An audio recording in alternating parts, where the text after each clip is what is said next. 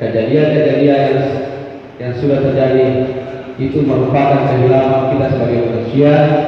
Dari permohonan maaf kami melalui rapat paripurna yang terhormat ini, kami dari Partai Demokrat mengucapkan banyak terima kasih atas pengabdiannya selama 1 tahun yang akan datang. Tadi maupun selaku anggota DPR, lebih-lebih selaku ketua fraksi Golkar, terima kasih dan penghargaan tinggi kepada Bapak Bupati selama 2 periode. Pergi dan datang memang berganti.